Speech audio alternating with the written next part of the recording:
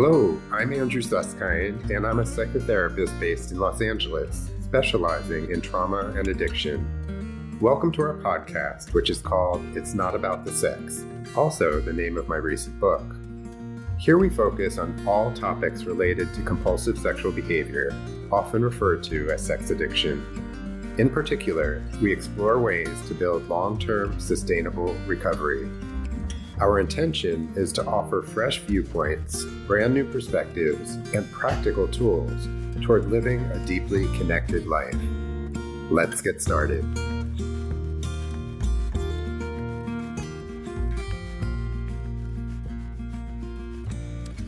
Dr. Nancy Sobel is a licensed psychologist in private practice in West Los Angeles, specializing in the treatment of trauma and compulsive disorders related to substance abuse, process addictions, and sexual dependencies.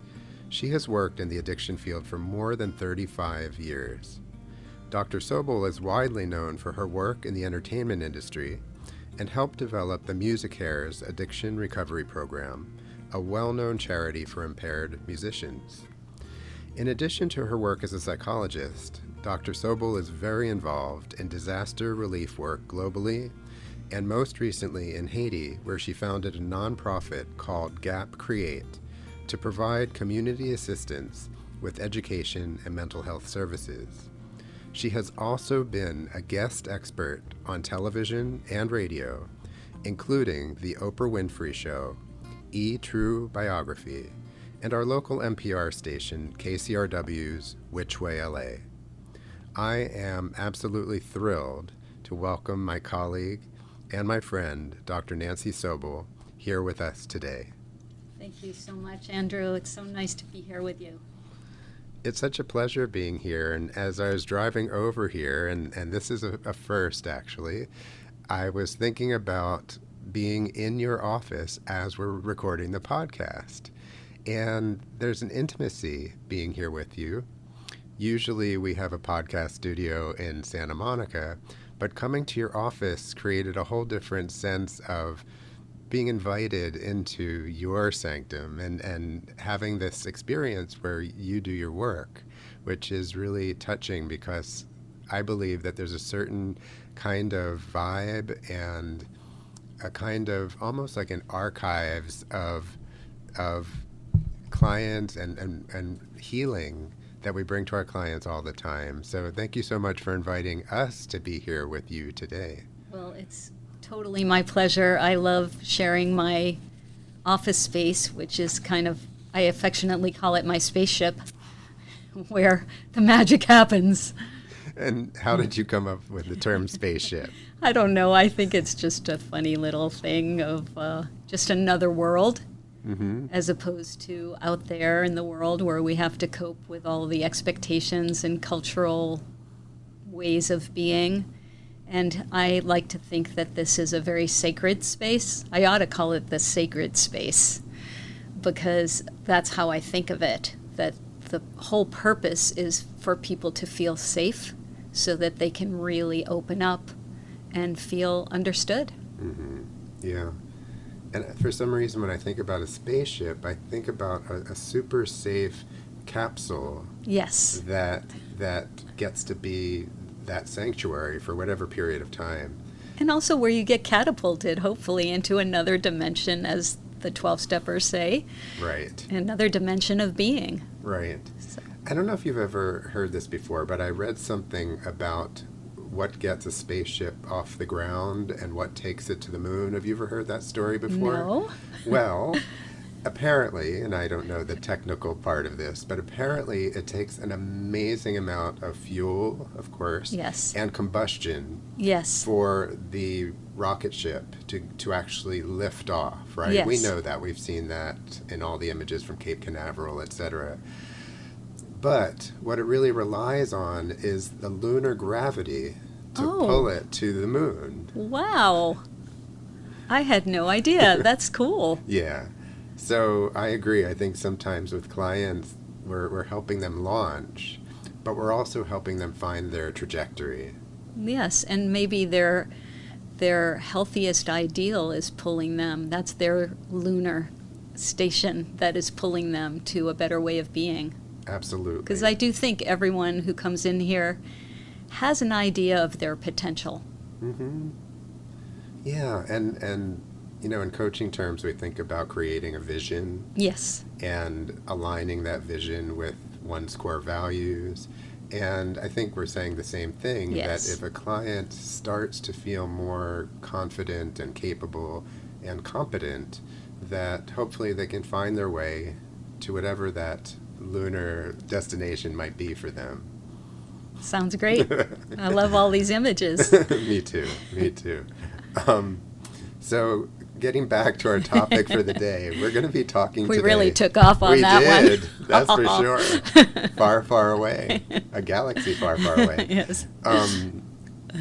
Today, we're going to be focusing on your group leadership around sex addiction. Yes. And because it's not about the sex, podcast focuses primarily on when somebody gets into recovery from sex addiction, right? They've completed their experience in whatever form that has taken to hopefully stop the destructive or self-destructive behaviors. Group is a fantastic example of further healing. And I'm wondering if you can talk about this, because you've been leading therapy groups for men in recovery from sex addiction for many years. How many years altogether? Well, I did it in treatment programs, drug rehab treatment programs, but in my private practice since '96. Wow. So it's now 2019. So 23 years, more or less. Yes. Which probably puts you in the category of one of the pioneers of bringing group therapy to private practice for this particular population. Particularly, yes. Absolutely. Yes. So how did you, in particular, become interested in leading these types of groups? Well, I was inspired by my brother, Jim, who also suffered from sex addiction, and he really did suffer to the point where he developed HIV and then AIDS. And what I saw was the isolation of his own sense of who he was. And I thought, if I could provide, he was still alive when I started the groups, and I thought it would be good karma, somehow magical thinking, that if I started a place where men could come and talk about these very private, very shameful behaviors in a safe place and work their way through it and find other men who are also suffering and finding ways to transcend it together, that it would help them and also create some kind of good karma for my brother, that maybe he would find recovery from the AIDS itself, which he unfortunately succumbed to. But at any rate, it was an amazing beginning and inspiration to think about isolation and shame as the foundation of things to work on in group therapy, particularly with sex addicts. So with your brother Jim, it sounds like there was something that was so up close and personal for you that it became a calling for you. Yes. Yeah. Can you say more about what that's been like for you to maybe mend your broken heart as you're mending the broken hearts of others? I'm not sure I can articulate it. Yeah. But thank you for asking. I just feel very touched by the way you're bringing him into the room. I appreciate it. And I often think of him when I'm sitting in group and someone has an aha, or I see one of the men reaching out to another one. The other day in group, one of the guys just got up and said, "I need a hug," and grabbed one of the other guys. And I thought, oh, right in the middle, spontaneously.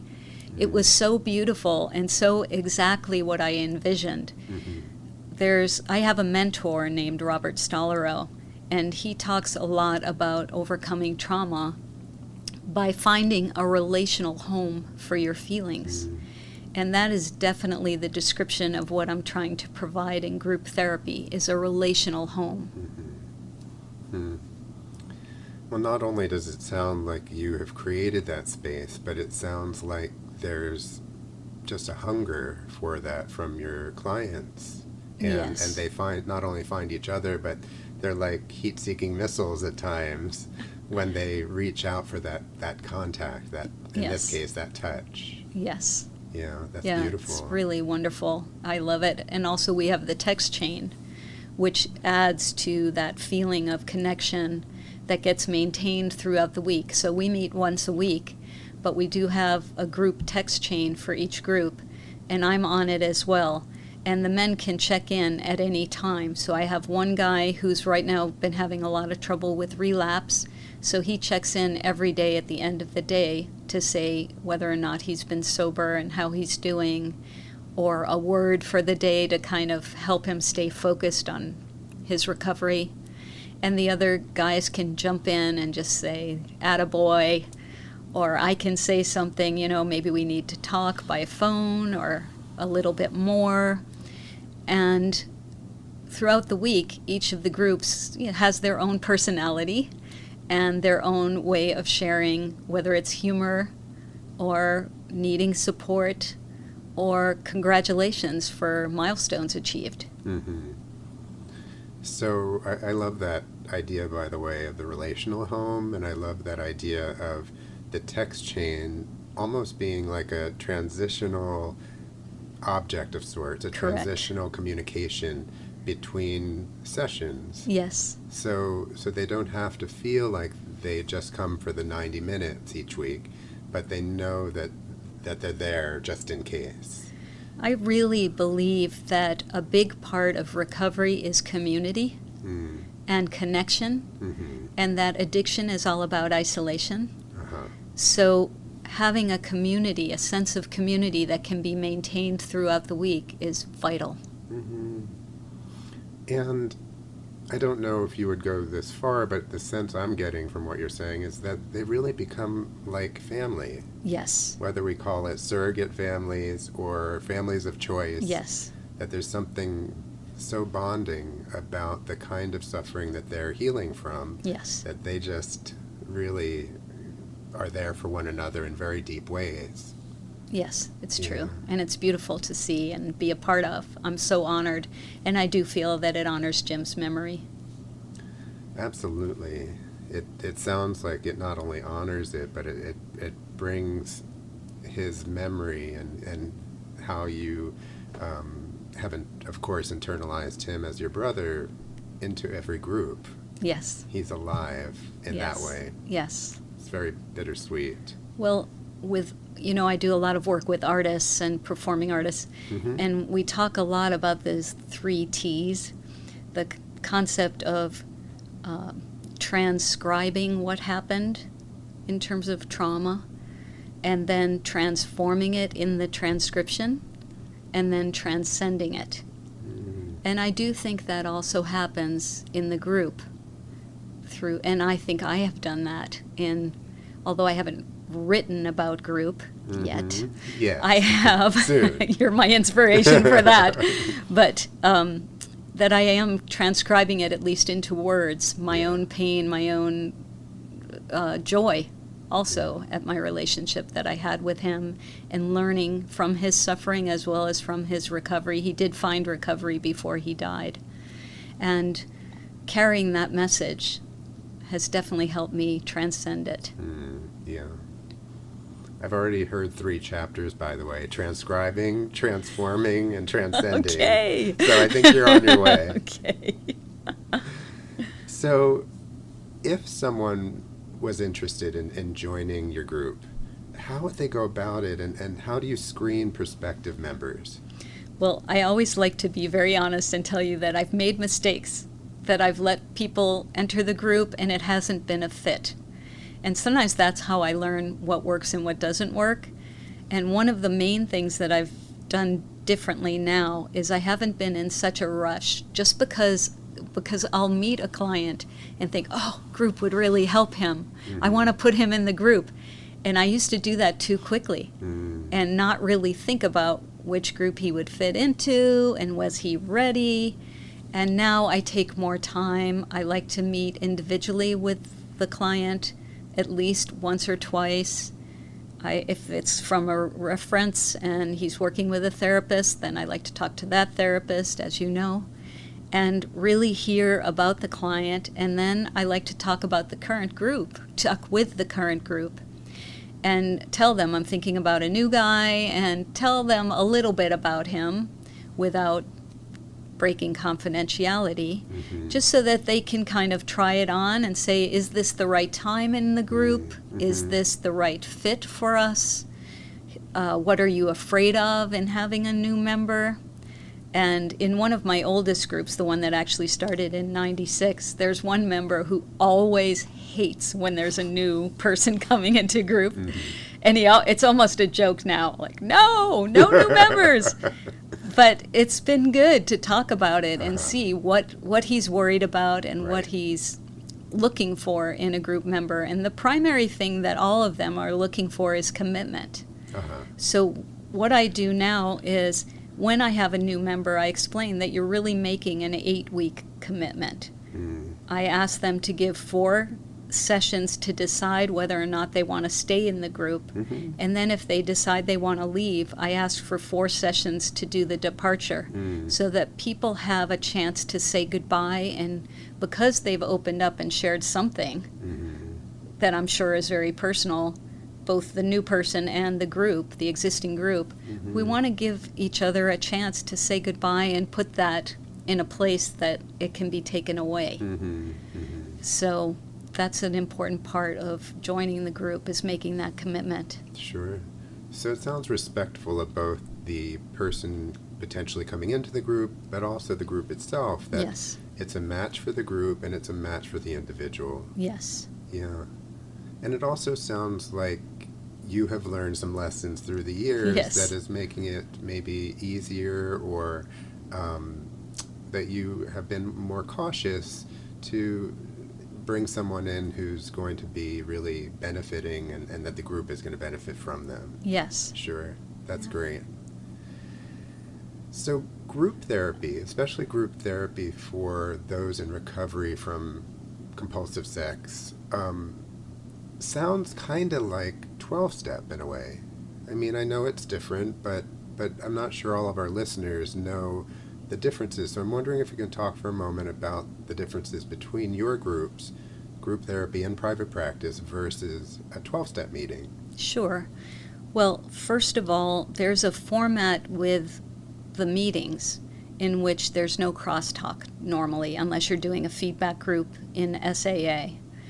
And even in that case, there's not a professional usually who is guiding the feedback group.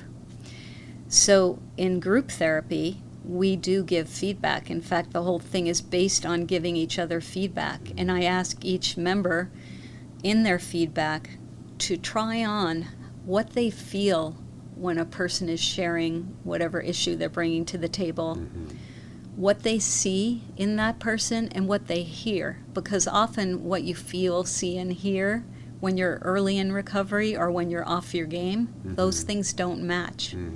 There's a term called psychological congruence. And we're looking to develop psychological congruence so that what I feel, what I hear, what I say, what I tell myself, all line up. And the group provides a wonderful mirror for that. So that's the first thing, is in the feedback. Also, there's an ongoing commitment and relationship, and it's limited in number. So I never have more than 8 people in a group. Whereas in meetings, you may have as many as 30, so you may not get to share every time. There's no guarantee. Whereas in group, if you really need to share, you can make that known, and we'll make space for it.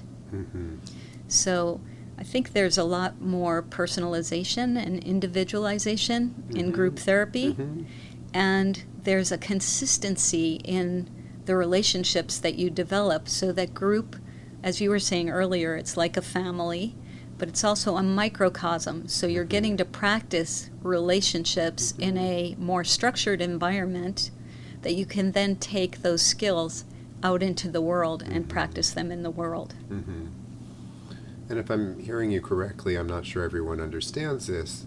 Generally, if you have a group of 8 men, those 8 men are going to be coming together week in and week out. Yes. Unless somebody leaves, you might bring in someone new. Yes. But it's a closed group in that sense. Correct. Where in 12-step, of course, it can It vary can flow from week to week. Yes, Yeah. people come in and go, and even if we have relapses in our group therapy, we work with that. People don't get thrown out because of a relapse, by and large. Sure.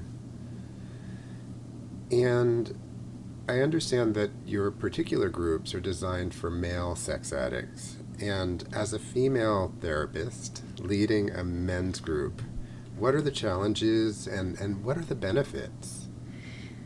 Well, I used to be able to do group with a male co-therapist, and so that is my ideal, and that is still my ideal. And the unfortunate part is that I had a wonderful co-therapist who moved to the other side of the country and just can't be here anymore. And I just haven't found someone who's available. And so the ideal is the two parents figures, if you will. So a mother and a father, because there is a lot of transference toward me that becomes motherly. I am older, so I think it's more of a motherly transference than it is a sexualized transference, although that has happened. And I've been hit pretty hard with certain men who have really come on strong about that. That's happened. And we process that.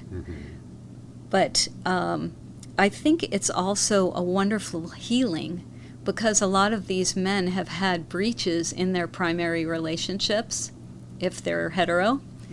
And it's nice for them to be sitting with a woman who accepts them and knows the details of their acting out, and still is not only accepting but nurturing, and forgiving and welcoming, and provides a space to talk about it without it being personalized. So I think that's a really big healing opportunity for people. Yeah. But I must say that my ideal is to have both a male and female co-therapist. That might happen again. Sure. What I heard you also say is that you come from a place of non-judgment and curiosity, and that there's something very particular about having that presence when somebody in group is very self-critical. And the word that came to mind was shame. And I'm wondering if you could talk for a moment about how shame gets, how it gets not just addressed, but how it really gets relieved over time in your groups. So you're raising something that I will come back to that question, but I do want to say there have been times when either I have been or have been perceived as being judgmental. That has definitely happened. And what I hope for in my group and in all of my therapy is providing a place to repair. To me, a big part of therapy is reparation. How do we repair the hurts? So if I do make what I'm going to call a mistake or a malattunement with a client, I hope that they will tell me so, and I will have the chance to try to repair it. Because my intention is not to be judgmental, but I am quite sure that I have come off as very judgmental at times. I don't want to pretend that I am perfect or a saint. Or that the individual perceives it as judgmental. Correct. Absolutely. Yes. Yeah. So I just wanted to make that little sidebar first. Well, let me add something, because I think there's Please. something so powerful about that. So as therapists, we're always making mistakes. And what I hear you saying is that it's that rupture and that repair that really role models and creates an experience that we're not perfect, of course, as therapists or as human beings. Yes. And that inevitably we're going to disappoint at times, or inevitably a client will get hurt.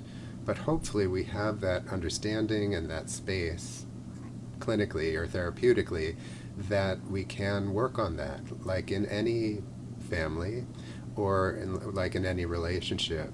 And I'm going to turn it back over to you to comment on shame, but I think this is It's super hand important. in hand with that. Yes, Yeah. and it's important for me to be aware if I can catch it when it happens, so that I'm aware that I'm malattuning and make the correction. And learning how to communicate about that is so vital also within the group. We do these things called carefrontations. You know, Nancy, you really hurt my feelings when you said things that way. That's a carefrontation, as opposed to, I'm really pissed off. F you, I'm out of here. Right. So there's a way to resolve Sure. problems. Sometimes I talk about the idea of using words rather than behaviors. Yes, And I've had people walk out of my groups in the past. sure. And we've learned from that too. Luckily, the one person I remember did come back. He walked around the block and literally came back. Great. But you're right. There's always something that gets stirred up, and hopefully it's something that together as therapist and group we can all learn. Right. Yeah. And it's good for the other guys to see me if I do get carefronted, or if I'm doing a carefrontation, that they see how that can be done. It's a great model for them. Yeah. So coming back to shame, a long time ago I heard John Bradshaw talk about shame. He was a wonderful therapist and writer on healing families of dysfunction and addiction. And when he talked about shame, he said that whenever you examine shame, you are examining a loss, and there is grief involved. And that is, I have found to be extremely helpful in my curiosity about a person's shame, is what has been lost. And very often with regard to sex addiction, the loss is an ideal of yourself, of your own identity. I'm not that kind of guy. How could I have behaved that way? I didn't intend to hurt my wife or partner. So understanding the loss can often be a safer way to track the shame. I also love John Bradshaw. Healing the Shame That Binds Us was his book. Of course, recently Brene Brown has been talking about shame resiliency and shame. She's so fantastic. Yeah. Yes. And one of the things she said that I think applies to our conversation is that shame is given to us by others, and shame is healed through others. Yes, telling the story. Exactly. And they're generally not the same people, by the way, right? Yes. We get shamed in our families, in our communities, in our schools, by bullies, etc. But then in therapy, and especially in therapy groups, it's just a beautiful place for that kind of healing and that kind of mutual understanding of the kind of hurt and suffering that goes along with that. Correct. And if we think about what often is underlying many addictions is some kind of early childhood trauma, then we can think about Judith Herman, who talked about trauma and recovery. And she also talked about telling the story and then integrating the feelings and then finding meaning. So there you are again with the transcribe, transform, transcend.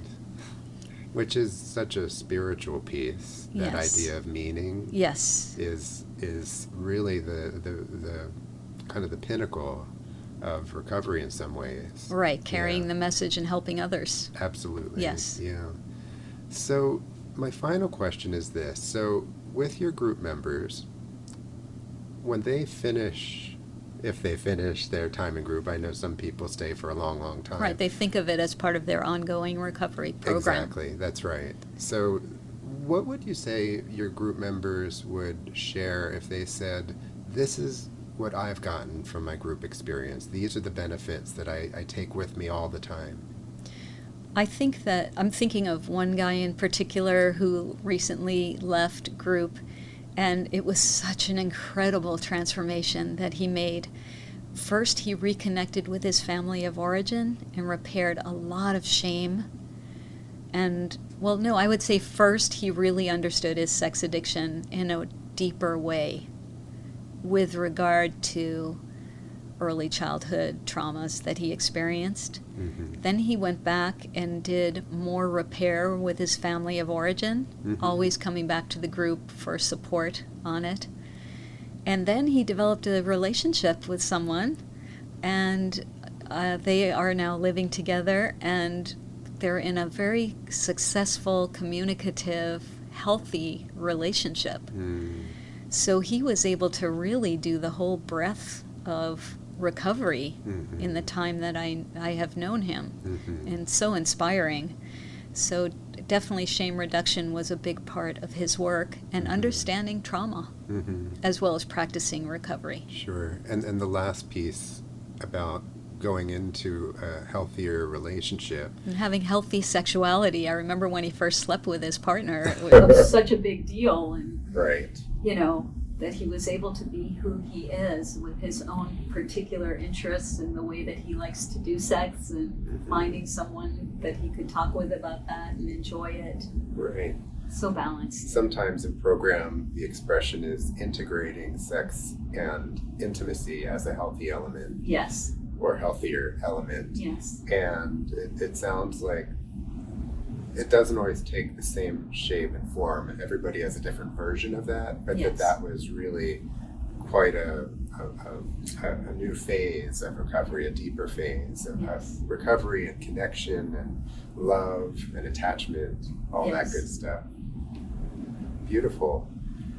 So on that note, thank you so much, Nancy, once again. Loved sitting with you. What a pleasure. I could sit here all afternoon, and maybe at some point in the future we'll come up with another topic and we'll meet again. Wonderful. I'd love that. And thank you so much for the opportunity, Andrew. My pleasure. Take good care.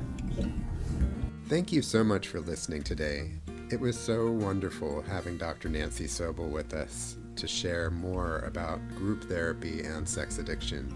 There's not enough group therapy out there today, and I believe it's one of the most underutilized forms of therapy out there, especially with this particular population. So I look forward to sharing more with you in future podcasts, and thanks again for being here today with us. And don't forget, be sure to give us a 5-star rating and share with others about this podcast. And we welcome any comments that you have as well. If there's things that you want us to discuss in the future, please just let us know.